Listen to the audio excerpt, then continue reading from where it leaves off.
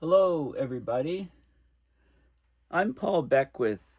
In a recent video, I talked about some World Meteorological Organization, or WMO, reports that just came out recently with the devastating cuts to the National Oceanographic and Atmospheric Administration and climate scientists in the US.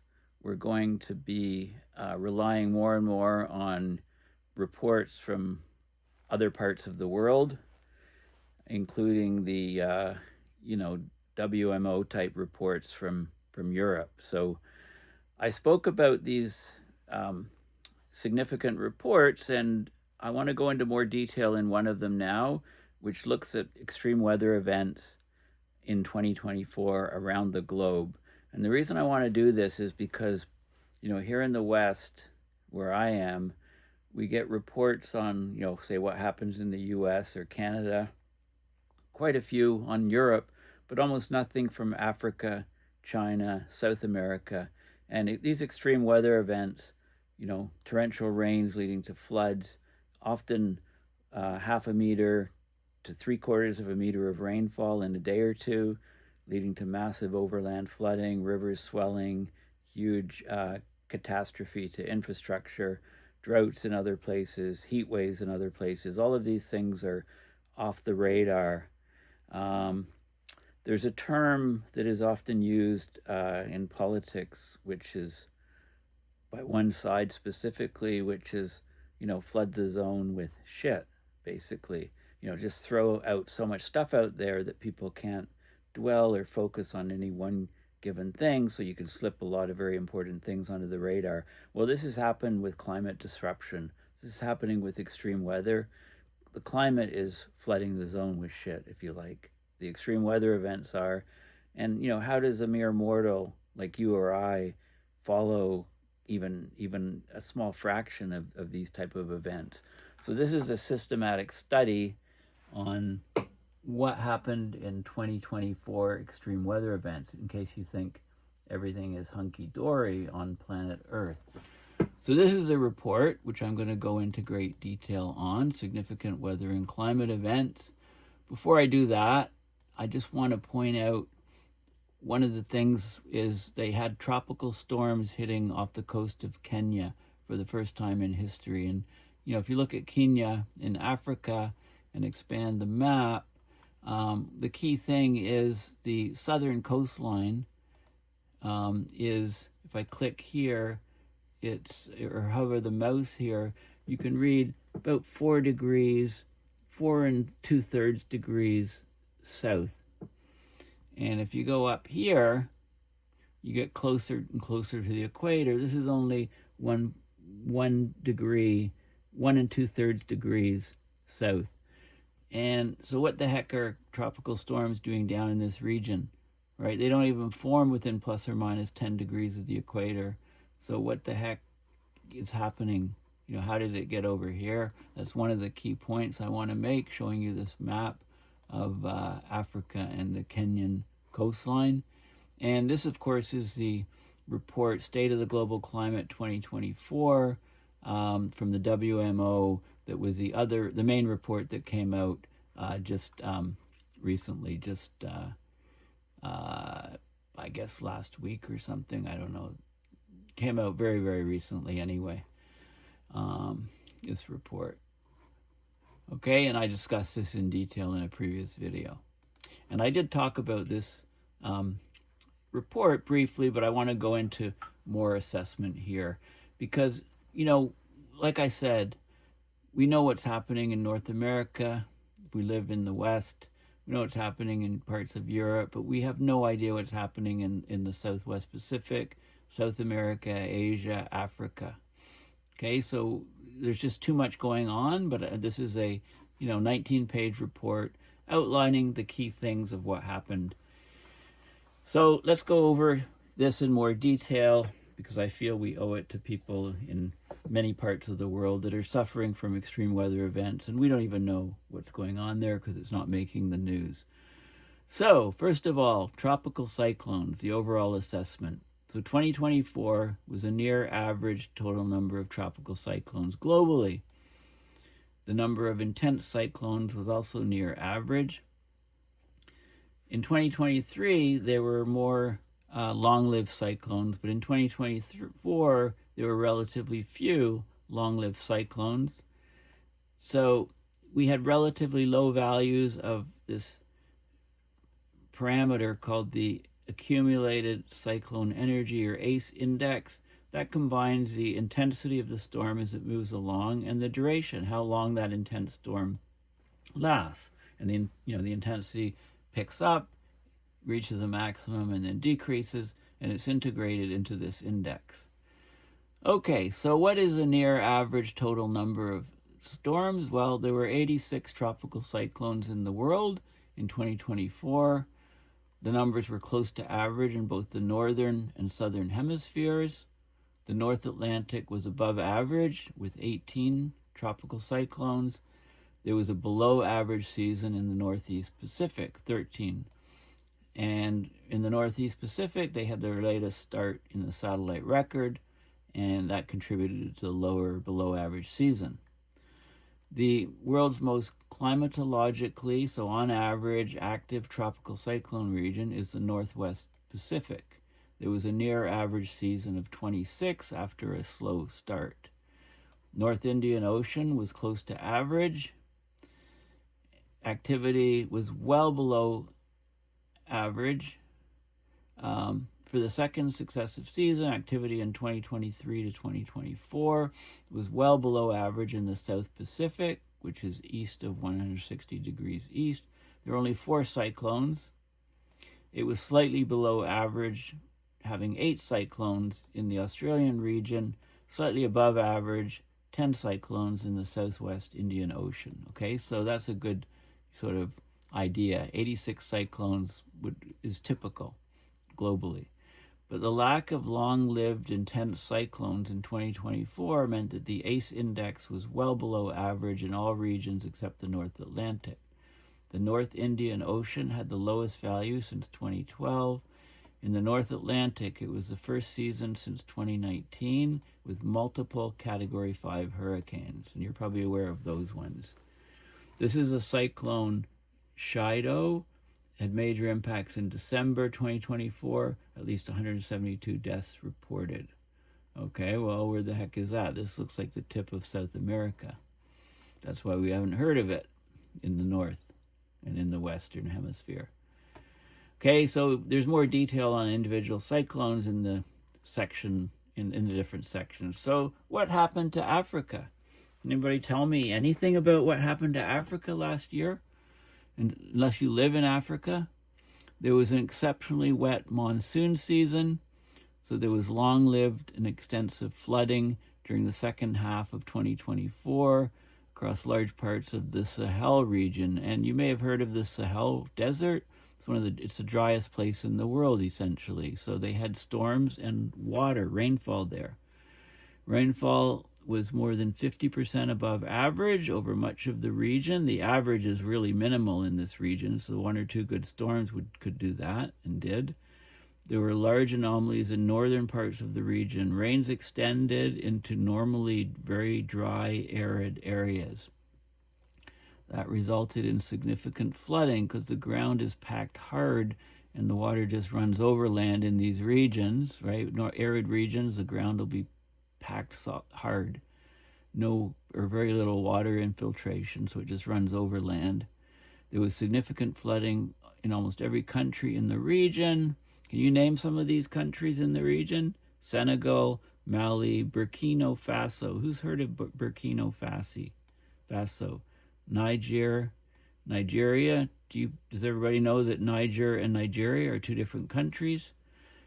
Cameroon, Chad, the Central African Republic, and Sudan. Heavy rains extended into the Northwest Sahara Desert. There was significant flooding in Morocco and Algeria. 170 millimeters of rain, that's a lot in the desert.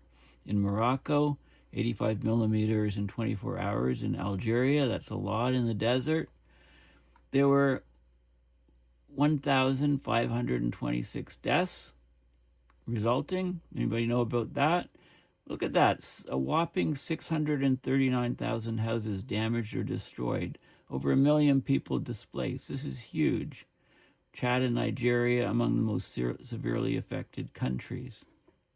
Right? Of course, you all knew this. This is a satellite image of Rufiji, Tanzania.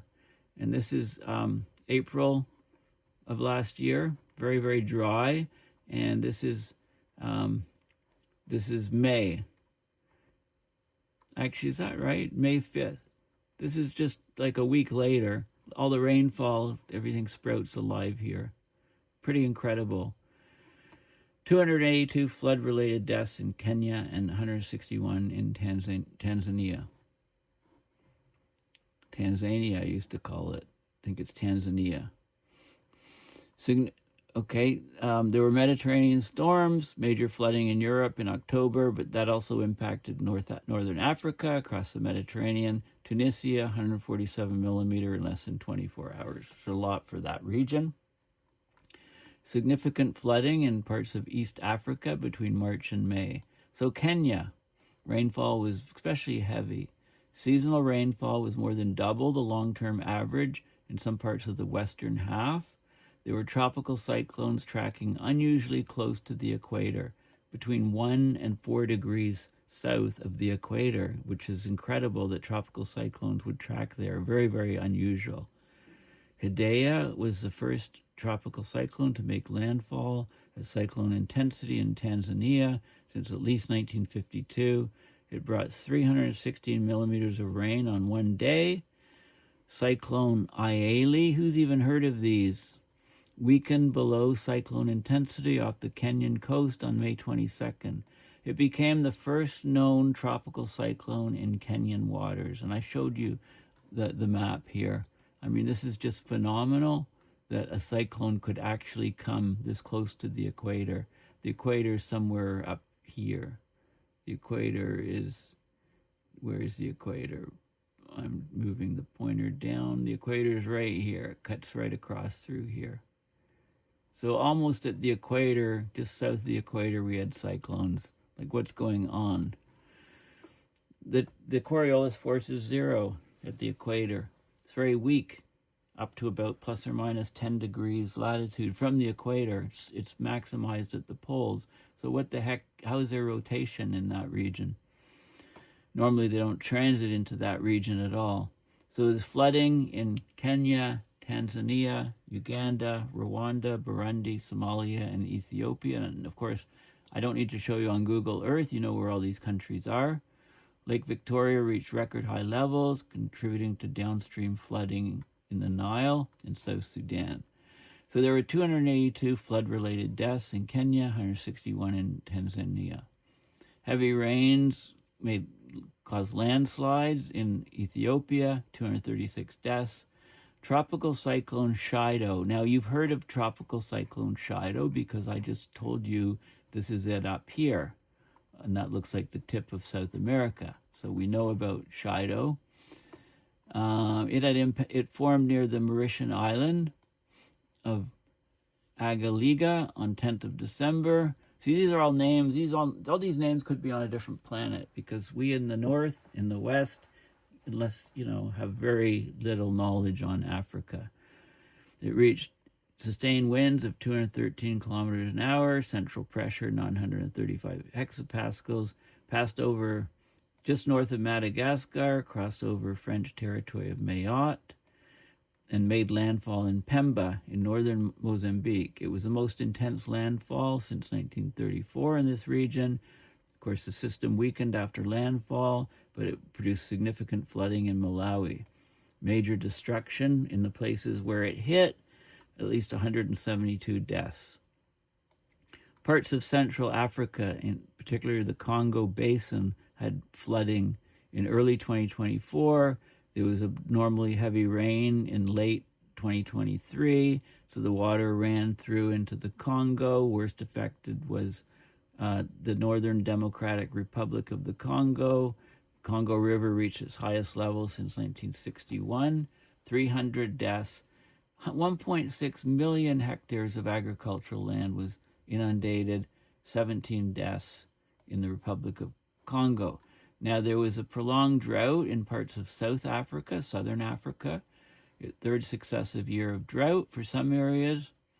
Zimbabwe, northern Botswana, western Zambia, parts of Namibia, rainfall in the growing period for crops. It was more than 50% below average, was the lowest in the satellite record. There was widespread, it says widespread food security. They forgot to put in front. It was food insecurity. It was seen in Zimbabwe, Zambia, and Namibia. In Zambia, there was total crop failure over more than 40% of the area planted for maize, which is corn, and total grain production decreased by over 50%. So food shortages, major low lake levels, Lake Kariba, minimum operating level, so they couldn't generate electricity.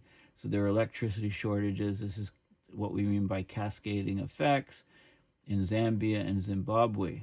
Other countries reported drought, so rainfall. And then there was in the rainy season, there was significant flash flooding because the ground's so dry. When it rains, it pours sometimes, and the rain runs overland.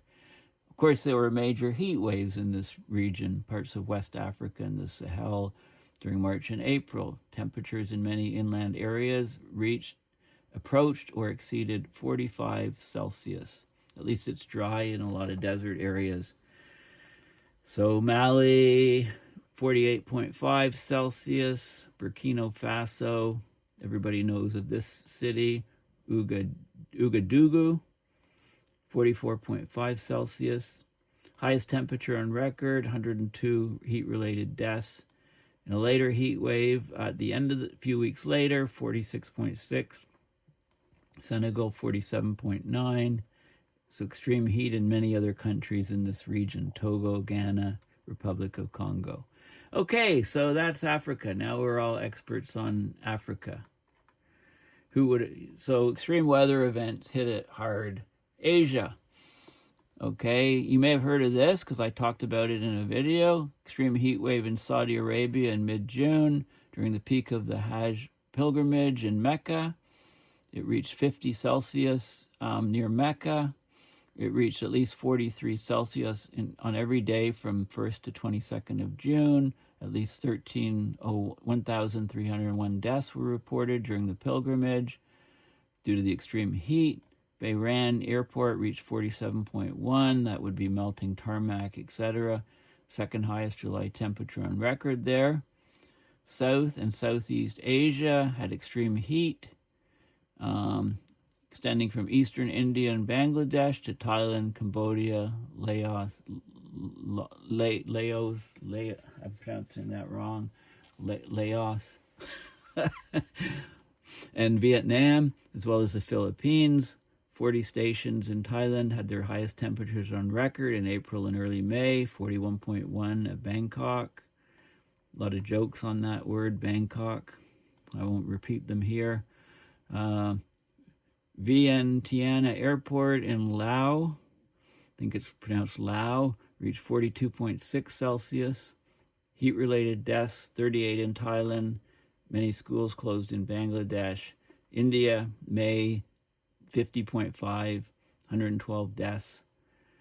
So East Asia had a very hot summer. Japan had the equal, so it tied its record for the hottest summer on record. Matched 2023 with a national mean temperature 1.76 above the 1991 to 2020 average. Whoa, this is a huge temperature above a recent average. July, hottest on record. Record warmth over much of the country. Warmest autumn on record. The ROK, the ROC, Republic of Korea, had the hottest summer on record. Many parts of China reached highest temperatures on record, including Yaiwu, Zhejiang with 42.8. Okay, so, drought associated with heat. Tropical cyclones caused large-scale destruction in Asia. Typhoon Yagi was the most significant event. It crossed the Philippines, formed northwest of Palau intensified over the South China Sea, reached peak intensity, central pressure 915. That's a strong storm. Passed over China's Hainan province, max 225 kilometers an hour. Second strongest landfall in record in China. Moved west and hit northern Vietnam. Strongest system to make landfall in Vietnam in the last 30 years. Continued moving westward over northern Vietnam and Laos.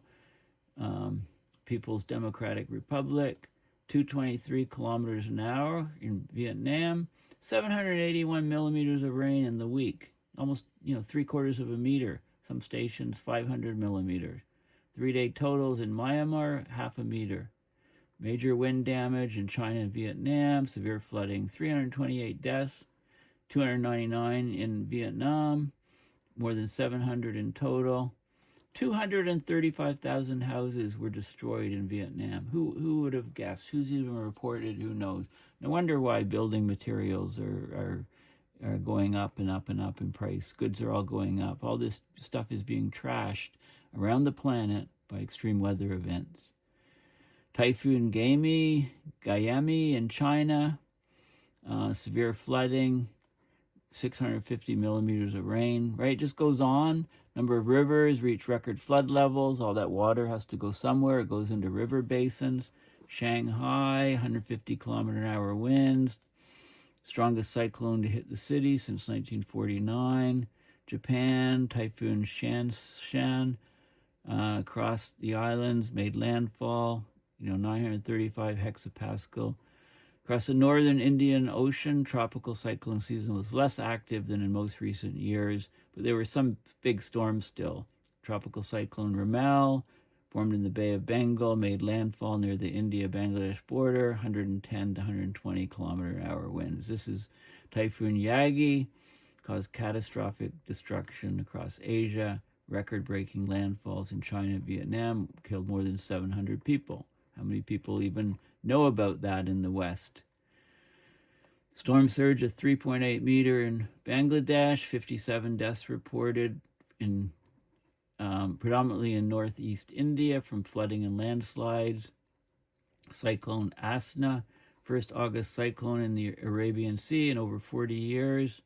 Cyclone Fengal, significant flooding. Afghanistan had a bunch of disasters, very, very cold, highland snow, several flood events affecting Afghanistan. Pakistan, wettest April on record, largest rainfall anomalies in areas near the Afghanistan border. Number of places set low daily maximum and minimum temperatures. Look at minus 1.5, several hundred deaths in the flooding with the cold wave that resulted in significant loss of life.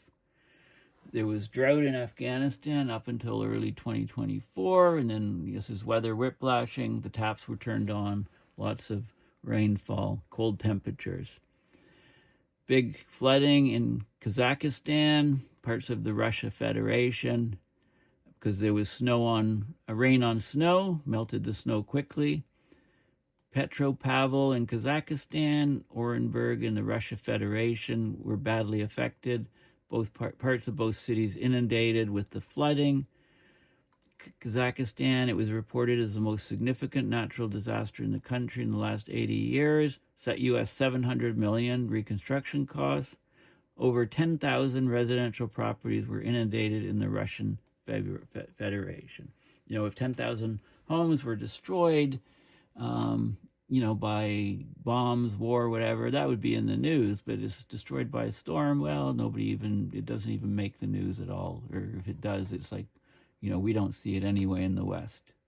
Persian Gulf, very heavy rainfall. United Arab Emirates, 259.5 millimeters at the airport in 24 hours. And it caused a lot of localized flooding. Heaviest rainfall total in the United Arab Emirates, and records began in 49. Dubai Airport, 162.8 millimeter in 36 hours. There was flights disrupted for days. Heavy rainfall in Bahrain, Oman, and Iran. Numerous flooding from the monsoon in South Asia. Nepal, lots of rain, 517 millimeters of rain.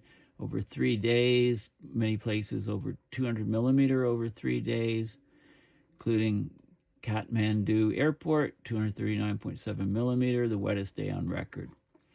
The river nearby exceeded the previous record flood level by 3.5 meter. Severe flooding, 250 deaths. Major landslides from all the rain, 500 millimeters in 48 hours, 385 deaths. 109, look at this, other floods during the monsoon season also led to significant loss of life.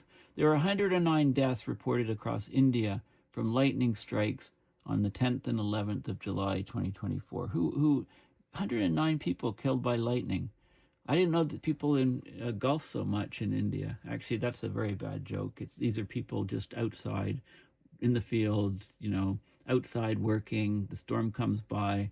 Maybe they don't have a decent weather report that is coming by. Lightning, maybe they're in a bare area. They can't seek shelter. They get, 109 deaths from lightning. That's who would have known that apart from reading this report. Pakistan, second wettest August on record.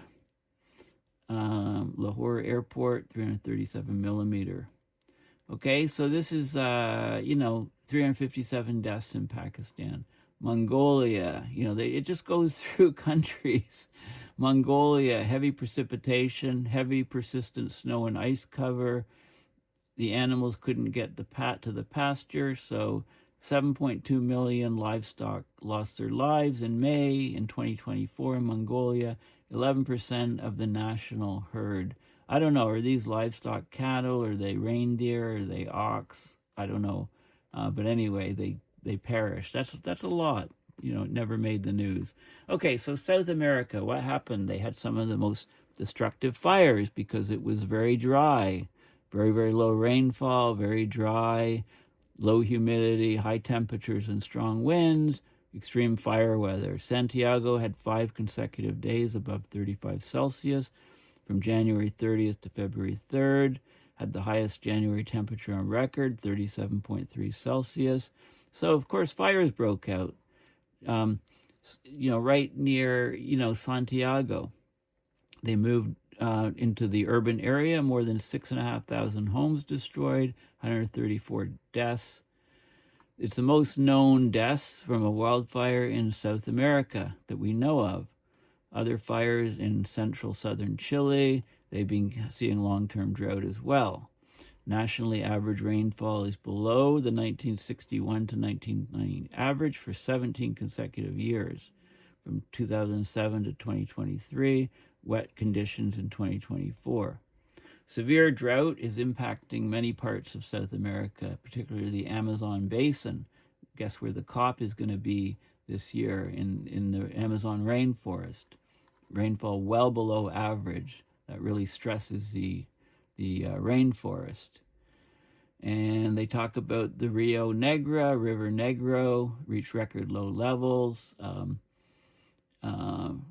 Very record low levels, right? Not enough rainfall to recharge the rivers. This disrupted river transport, another idea of cascading effects. Most significant drought parts of Brazil in 70 years, a lot of fires. 192,700 fire starts were reported in the Amazonia region of Brazil. That's the most since 2010.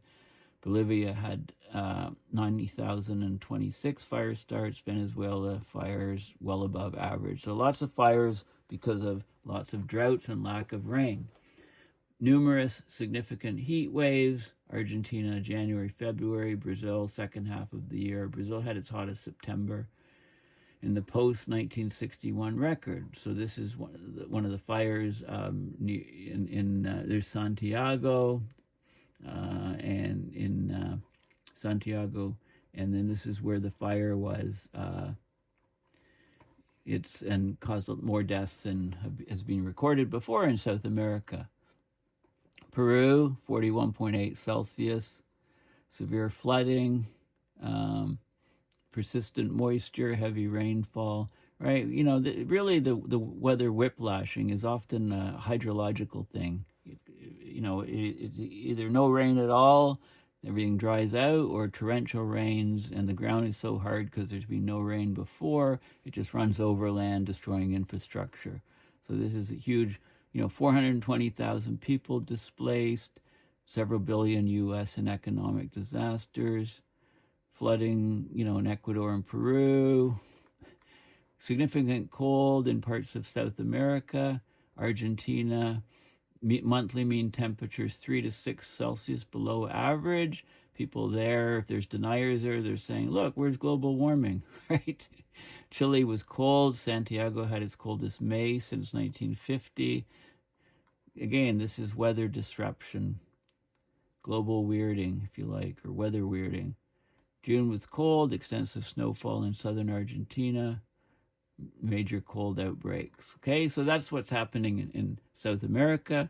Flooding around Porto Alegre, Brazil, 182 deaths, 420,000 people displaced, several billion US in economic losses. I mean, look at the river, coming up into the city, into this modern city of high rises. Think of, the damage to the, I talked about buildings collapsing in Alexandria. Well, how many floods do you need before some of these buildings start to collapse? What happened in North America, Central America, and the Caribbean? Well, we don't really need to talk about North America because you guys are probably well up to speed on it, so I'll go quickly. Of course, Hurricane Helene was the big story. Category 4 system, Big Bend region of Florida, 26th of September, then tracked northward. And, lots of flooding and landslides in North Carolina, Georgia, South Carolina, eastern Tennessee. 781 millimeters just northeast of Asheville. Asheville got 355 millimeters, 70% above its previous 3-day record. Power lines, water, transport, communications badly disrupted for weeks. 219 deaths attributed to Helene. Greatest loss of life in a mainland U.S. hurricane since Katrina in 2005. Economic losses from Helene, $78.7 billion, the largest economic loss for any event globally in 2024, and the largest for an inland flooding event in the U.S., of course, because Katrina is a coastal event. And then, guess what? 2 weeks later, we had Hurricane Milton, made landfall on the west coast of Florida. It had reached Category 5 with 290 kilometer an hour maximum sustained 1-minute winds, central pressure 897 hectopascals or millibar. It was a whopper of a storm. Luckily, it weakened to Category 3 before it hit south of Tampa on 9th of October. Major wind and storm surge damage, 32 deaths, losses of US $34.3 billion. So less than half of Helene. So yeah, add these two together, what do you get? 111 billion. This system also spawned off numerous tornadoes. The worst storm surge missed Tampa, luckily, or the damages would have been much, much higher. Hurricane Beryl, earlier in the season, reached Category 5 in the Caribbean Sea on July 2nd, earliest in the year that a Category 5 systems occurred in the North Atlantic. It crossed the Yucatan, weakened, was Category 1 before hitting Texas, widespread destruction in Grenada and St. Vincent in the Caribbean, affected Barbados, Trinidad and Tobago, St. Lucia, Jamaica, Mexico, Dominican Republic, and Venezuela. Significant flooding in Texas, large tornado outbreak hit Texas, Louisiana, and Arkansas, spun off from this storm. 46 deaths attributed to the hurricane, mostly in Houston. 7.2 billion, nothing compared to Helene and Milton. And it continued into up north. We felt it in eastern Ontario, hit southern Quebec. Montreal had the wettest day on record, 154 millimeters on August 9th. That caused insured losses to exceed US $1.7 billion, the most costly weather event on record for Quebec. And then significant impacts in Cuba from hurricane in November, widespread power outages. But hey, Cuba has nationwide power outages on a regular basis, don't they? Rickety power grid. Drought affected many parts of the region.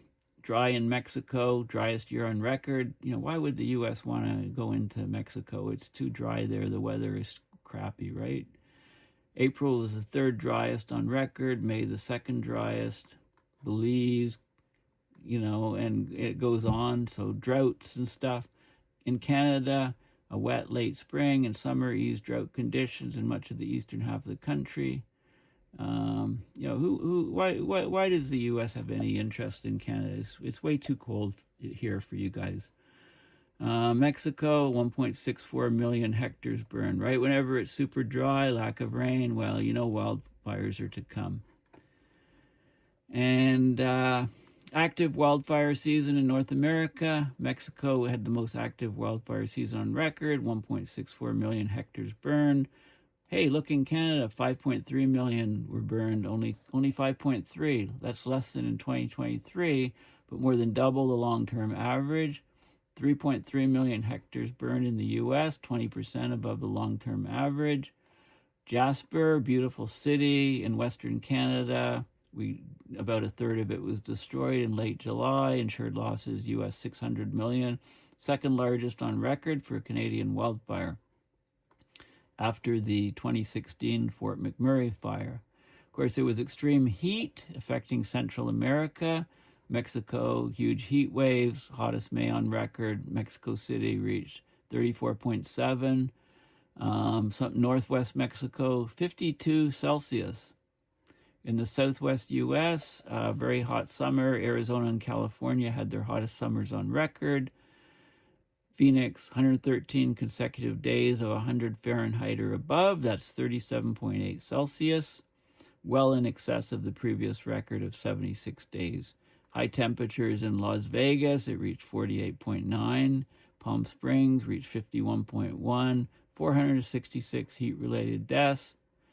In 2024, at least 466 heat-related deaths were reported in Maricopa County, which includes metropolitan Phoenix. 41.1, Raleigh-Durham, eastern U.S. So heat waves. Abnormal heat reached the Arctic coast of Canada. Inuvik, 34.8 Celsius, more than 2 Celsius above its previous record. It's up in the Arctic. Holy crap. Severe cold in parts of Western Canada. Penticton, southern Ontario of BC, minus 27.6 on January 13th, lowest temperature on record. Of course, there was significant damage to fruit trees, some of which already had buds so it was warm, and then they had the killing freezing, and then it got warm again. The fruit trees lost their buds, huge damages to the crops. The U.S. had one of its most active severe storm years on record. There was 1,882 tornadoes in 2024. Is that all? I thought there'd be at least 2,000 or 3,000. That's more than 50% above the 1991 to 2020 average. It's one of the 4 most active years. So the others were 2011, 2008, 2004. May alone saw 571 tornadoes. Over $45 billion in economic losses were associated with severe storms in 2024. That doesn't include hurricanes or tropical storm damage. In Canada, a hail 7 to 8 centimeters in diameter. Well, that's over 3 inches in diameter. Hit Calgary on 5th of August and just caused widespread damage to roofs, mostly to cars. Insured losses, US $1.8 billion, which is the most ever for a hailstorm in Canada. Okay, well, I was going to go quickly, but there's more stuff happened in Canada, US, North America than I thought. Southwest Pacific, Philippines, look at this, in October and November. In a period of less than a month, between October 24th and 17th of November, they had 5 tropical cyclones making landfall in the Philippines. They all crossed the island of Luzon. This is like the bullseye for these tropical cyclones. A 6 passed close enough to the coast to have impact. So 6, although it was the least intense storm of the six, Tropical Storm Trammy or Christine had the greatest impact. Severe flooding, 300 millimeters of rain over large areas. City received 528.5 millimeter in 24 hours. 159 deaths in the Philippines, more in Vietnam and in China. More than 200,000 homes damaged. What's a couple 100,000 homes, you know? Incredible amounts of storms, right? And, you know, here's some of the flooding from this storm.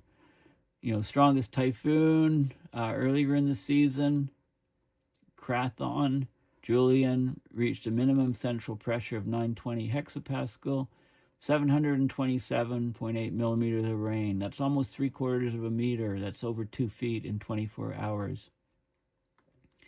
Significant impacts on the country, 93 deaths. Malaysia, significant flooding, 675 millimeter in a day, 6 deaths, 137,000 people displaced. Yeah, what's another 137,000 people? Like, we're talking about huge numbers of people. We're talking about persistent rainfalls in one day over 0.5 meter to 3/4 of a meter. Just incredible. So widespread flooding. We can't forget about Oz, the land of Oz. Widespread major flooding in northern Australia during the tropical wet season. There was the Victoria River catchment had record levels, heavy rain. The ultimate annual total, 13.4 millimeter between January and March in this region, exceeded the previous record by 300 millimeters, 1.5 meters of rain in a few months. That's ridiculous. New Zealand, significant flooding. Philippine, extreme heat. And, you know, it just goes on and on and on. Heat wave in Western Australia, 49.9, 49.3, breaking the previous records by 2 Celsius. That's 100 years of data. 48 in another place. Just phenomenal temperatures down there. And in Europe, I think we know mostly of what happened in Europe. So Valencia, Spain, the flash flooding. There was an easterly flow originating over the Mediterranean was very warm. Huge moisture went into the air. The easterly flow, water rose over mountains. So there were near stationary thunderstorms, heavy rain in the area. In Turris, which is about 30 kilometers west of Valencia, Spain, they had 184.6 millimeters in 1 hour, 620.6 millimeters in 6 hours, 3/4 of a meter in 24 hours. And there were other regions that got over 300 millimeters. So Valencia itself didn't get too much rain. But all that rain ran downhill and then through Valencia, killed 223 people, the most significant loss of life in a single flood in Europe for several decades. Economic losses in the Valencia region are at least 17.5 billion. And here's some of the flooding from the river, all these flooded areas. Valencia's up here. So just massive economic losses, and that made the news for many days, okay? The cars were all piled up, as I showed you in the image at the beginning. Flash flooding, Bosnia-Herzegovina, local rainfall, daily totals, 334.8, 1/3 of a meter. Flash flooding, 27 deaths. Okay, France, almost 700 millimeter in 60 hours, 119 millimeter in an hour. Central Europe had a number of significant flooding episodes, late May, early June into September. Boris, slow-moving low-pressure system known as Boris, caused exceptional precipitation. You know, Austria, Czechia, Slovakia, Romania, Germany, southern Poland, all over Europe. Okay, number of significant severe thunderstorm episodes, damaging hailstorms, 10 centimeters, that's 4 inches hail in Slovenska Bystrica, wind damage, flash flooding, Slovakia, microburst in Belgium, right? I mean, extreme weather all over. 8.5 centimeter hail crossing Bulgaria, huge damage to crops and vehicles. Extreme heat in Europe, focused on the continent southeast and eastern Mediterranean. Europe's hottest summer on record in NOAA and European reanalysis 5 data. Serbia, 1 Celsius above previous records. Belgrade, record 67 days above 30. Serbia, Bosnia and Herzegovina, temperatures over 40. Right, so it just goes on and on. Much of the Nordic region was abnormally cold. So Sweden, northern Sweden, minus 44.6. Northern Finland, minus 44.3. Lowest temperature since 1999. Norway's lowest January temperature, minus 43.5 Celsius. Right, Sweden, minus 43.6. So, you know, you get one or the other, right? Heavy snow disrupted eastern parts of southern Sweden. Coldest winter in Iceland since 94-95. Summer of the Arctic was very warm. Svalbard Airport, warmest summer. Mean temperature of 8.5 Celsius, which is 3 above normal. Okay, so, you know, it just goes on. Sicily, agriculture losses at 3 billion euros in Sicily. Right? And it doesn't even mention this in the text, I think. It's just in a diagram. So all of this is heavily referenced, this article. So anyway, if you think that, you know, we all live in the climate casino. It's one of my favorite sayings, and I got to get that on a shirt. It's happening around the world. And most of us, you know, there's just too much stuff happening all around the world that we could, you know, even know of a fraction of these events. But now, hopefully, you know a lot more. I mean, like I say, living in the West, living in Canada, North America, we get Western news. We know about North America. We get a lot of info on Europe, extreme events, but nothing in a lot of these other continents, really, or very little. And there's so much stuff going on around the world that it's hard just to keep up with it. So I thought this video was very useful so make sure you have a look at this report, you know, and it's very good. Wherever you live in the world, there's some information on what's been happening in your region. So thanks for listening. Sorry for the length. I meant it to be a lot shorter. Please go to paulbeckwith.net, donate to PayPal to support my research and videos. Thanks again, and bye for now.